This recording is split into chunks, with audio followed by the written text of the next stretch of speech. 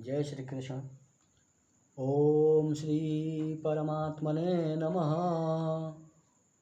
ओम अथ द्वादशोऽध्यायः। अर्जुन उवाच एवं सततयुक्ता ये भक्तास्त्वां पर्युपासते ये चाप्यक्षरं व्यक्तं तेषां के योगवित्तमाः। अर्जुन बोले, जो अनन्य प्रेमी भक्त है, जो किसी अन्य से प्रेम न रखता हो, सिर्फ आपसे ही भक्तियुक्त हो, और जो निरंतर आपके भजन ध्यान में लगे रहकर सगुण रूप से आपको भजता है, और एक दूसरे प्रकार के जो उपासक होते हैं, जो कि केवल अविनाशी निराकार ब्रह्म को, जो कि संपूर्ण चराचर में, संपूर्ण भक्त में, संपूर्ण भूत में, संपूर्ण प्राणी मात्र में वैर भाव से रहित होकर और सभी जगह भगवान ही व्याप्त हैं कि भावना से भावित रहकर रहते हैं, तो इन दोनों में अति उत्तम योग कौन सा है? कौन सा उपासक इन दोनों विधाओं में का उत्तम है, और कौन अति उत्तम कहा जाएगा? बताइए प्रभु। अर्जुन श्री भगवान कृष्ण से पूछते हैं, बोलते हैं। तो भगवान कहते हैं, भगवान बोलते हैं, श्री भगवान उवाच मय्यावेश्य मनो ये मां नित्ययुक्ता उपासते श्रद्धया पर्युपेतास्ते मे युक्ततमा मताः।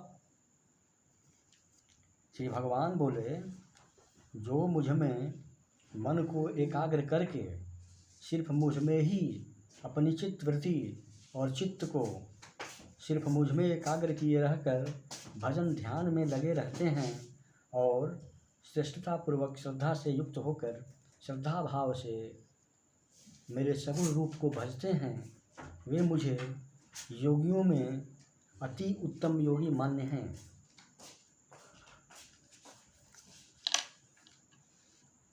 ये त्वक्षरं निर्देश्यं व्यक्तं पर्युपासते सर्वत्र गमचिन्तं च कूटस्थं चलं ध्रुवम् सन्नियम्येन्द्रियग्रामं सर्वत्र समबुद्धयः ते प्राप्नुवन्ति मामेव सर्वभूतहिते रताः। जो पुरुष इंद्रियों के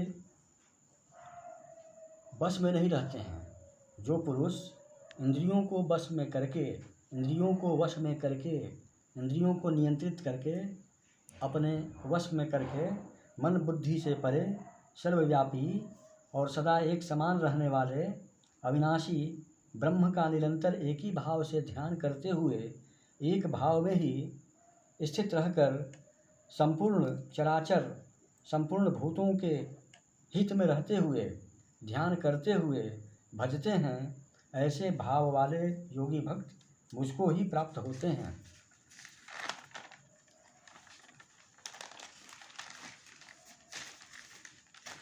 क्लेशोऽधिकतरस्तेषां व्यक्तासक्तचेतसाम् अव्यक्ता ही गतिर्दुःखं देहवद्भिरवाप्यते। निराकार ब्रह्म की उपासना करने वाले, निराकार ब्रह्म की उपासना ईश्वर किसी विशेष आकार में नहीं है, वह तो सर्वव्यापी है, सदा एक रस रहने वाला है, संपूर्ण जगत की सभी चराचर वस्तुओं में चल अचल, अचर अचर, चर अचर, चल अचल में स्थित है। इस भाव में रहकर जो पुरुष साधन करते हैं, योग करते हैं, यह साधन अधिक क्लेशकारी है। ऐसा साधन अपनाने वाले विशेष परिश्रम तो करते ही हैं और दुख भी पाते हैं, क्योंकि यह साधन देहाभिमान युक्त है। जहाँ भी देहाभिमान होगा वहाँ दुख मिलेगा ही मिलेगा और क्लेश मिलेगा ही मिलेगा। मेरे निर्गुण रूप को परमेश्वर मानकर योग करने वाले अधिक कष्ट पाते हैं। ये तु सर्वाणि कर्माणि मयि सन्न्यस्य मत्पराः, ये तु सर्वाणि कर्माणि मयि सन्न्यस्य मत्पराः अन्येनैव योगेन मां ध्यायन्तु उपासते। परंतु जो भक्तजन संपूर्ण कर्मों को मुझ में ही अर्पण करके मेरे परायण रहकर मेरे सगुण रूप को ही अनंत भक्ति योग से निरंतर चिंतन करते हुए भजते हैं, मुझ में प्रेम रखते हैं, मुझ में प्रेम पूर्वक मुझसे प्रेम रखकर अपने चित्त को लगाकर भजते हैं, तो मैं शीघ्र ही मृत्यु रूप संसार समुद्र से उनका उद्धार करने वाला होता हूँ। तेषामहं समुद्धर्ता मृत्यु संसार सागरात् भवामि न चिरात् पार्थ मय्यावेशित चेतसाम्। शीघ्र ही मृत्यु संसार समुद्र से उनका उद्धार करने वाला होता हूँ। किनका? जो मुझ में प्रेम पूर्वक मुझसे प्रेम रखकर मुझ में अपने चित्त को लगाकर भजते हैं, उनको मैं शीघ्र ही मृत्यु रूप संसार समुद्र से उनका उद्धार करने वाला होता हूँ। शीघ्र ही उनका मैं उद्धार कर देता हूँ।